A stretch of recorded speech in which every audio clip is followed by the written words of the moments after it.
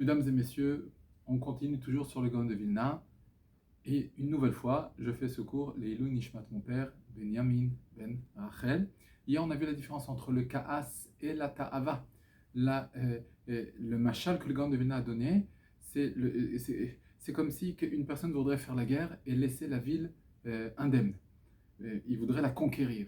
Ça, c'est la Ta'ava. Pourquoi? Parce que l'homme a besoin de cette Ta'ava pour pouvoir vivre.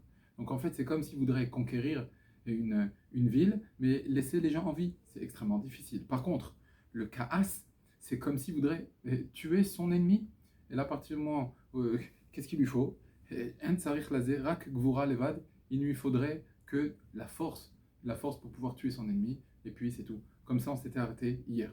Aujourd'hui, Rabotai, Mi shenimshach achar ata'ava. Celui qui se laisse aller derrière ses ta'avot, donc ses plaisirs matériels. Mafsid af midotav atovim. Il va perdre aussi les midot, les bons traits de caractère chez Bateva Toldato, qui sont en lui, dans sa nature.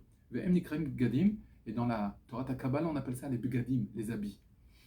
Ve'animshach achar achemda. Par contre, celui qui est attiré et qui va se laisser, qui va laisser suivre sa convoitise, Mabed amidot atovat sheirgil atzmo ben mineurav venekraim raglaim.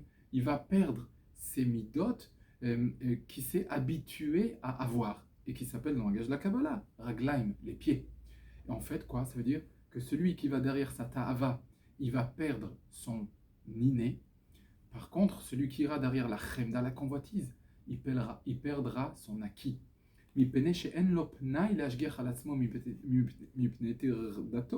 Parce qu'à partir du moment où il est sans cesse avec la tête à l'intérieur de ces midot-là, il n'aura plus le temps de s'occuper d'autre chose. Et combien ça sera difficile de casser ces mauvaises midot une nouvelle fois. L'homme ne peut pas dire l'homme ne peut pas se dire je vais aller derrière la tava et derrière la convoitise, après on s'en sortira. Non.